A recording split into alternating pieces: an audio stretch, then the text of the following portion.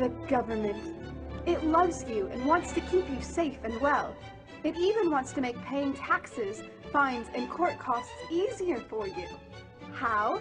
Well, you'll need to meet your straw man. He was born the same day you were. He looks like you, has the same name, and lives in your house, but you never knew he existed. You will have even paid his parking tickets or taxes. The worst part? He's been dead from day one. From every birth certificate, a legal personality, or legal fiction, is created with the same name to confuse little old you into thinking it's you. So, there's a human you and a paper you, or as it's commonly known, a straw man. So when it seems like government officials, court clerks, or the police are speaking English, they aren't. They're speaking legalese, designed to make you agree to verbal and written contracts without even knowing about it, all spun from Black's Law Dictionary. For example, when the police say, "Do you understand?" you'll say, "Yes." What they are really saying is, "Do you stand under our authority?" Oops-a-daisy, you just created a verbal contract with them. Oh, you clever government. Did you know that whenever you register something, you are handing over title to the person you register it with? That's right. Whenever you register something with the government, they assume it belongs to them. Registered your car? Super! Now you are the registered keeper of your vehicle, and the government can crush it when you don't pay your, straw man's taxes. Expecting a new bundle of joy? Well then you need to register your little darling with a birth certificate. Then they can start the process all over again and create a new straw man for your little one. Isn't that great? So when Junior grows up, he'll be able to generate revenue just like you have. When you notify on your baby by signing the birth certificate, your child becomes a ward of state, and if the government doesn't like what you're doing, they'll assume it's okay to take the child away, or make new rules for things they don't like. Not enough school? Smacking your child? Shouting too loudly? Then it's off to social services for the little one. When you get a bill, it's sent to you, but belongs to your straw man, not you. That's why bills, fines, and summons start with Mr., Mrs., or Ms. Sometimes you'll see your surname in capitals, just like on a gravestone. That's because your straw man is dead, and just a silly piece of paper, created before you could comprehend or even consent to it. When you go to court, you represent your straw man. So you, the human, take on any costs, fees, taxes, and fines involved for the straw man. The human you doesn't even need to pay them. But you made a contract with the court by appearing on behalf of your legal personality or straw man, just like the government knew you would. Confused? Well, don't worry. The government doesn't want you to know anyway. If you knew, you'd stop paying things like council tax and parking tickets. Because when you go to court, you are representing your straw man. You are you, alive and made of flesh and blood. Your straw man, or legal personality, is a piece of paper created from your birth certificate. And you think it's you. What a silly Billy. Remaining on the weird stuff, okay?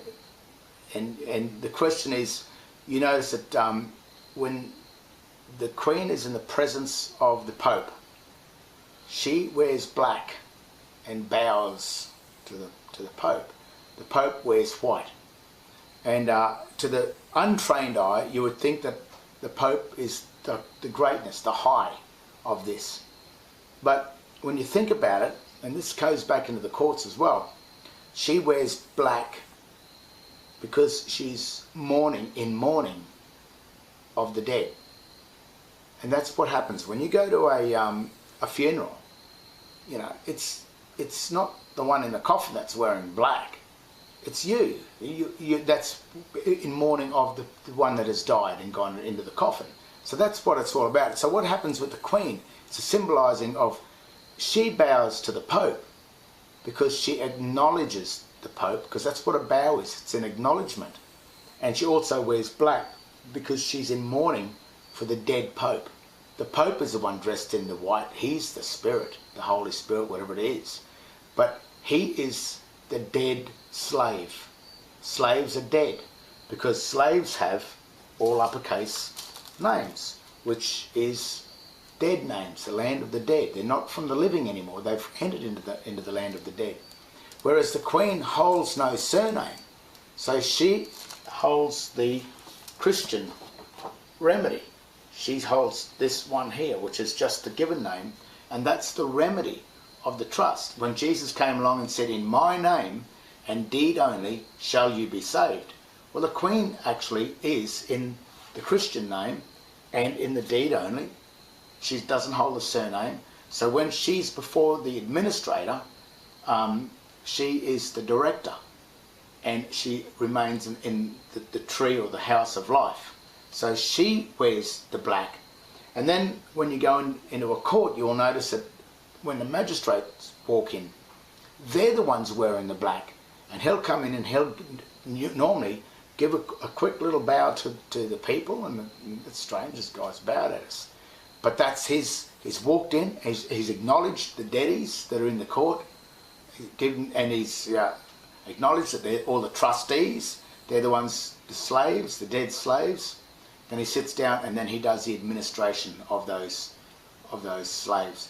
So the same thing is happening with the Queen. She's dressed in black to acknowledge the dead Pope, and also when the courts come in, as the debt titles are being conferred down from the Vatican, these trusts, the magistrate becomes the living, and he then confers the debt titles down to the dead trustees that are in the court.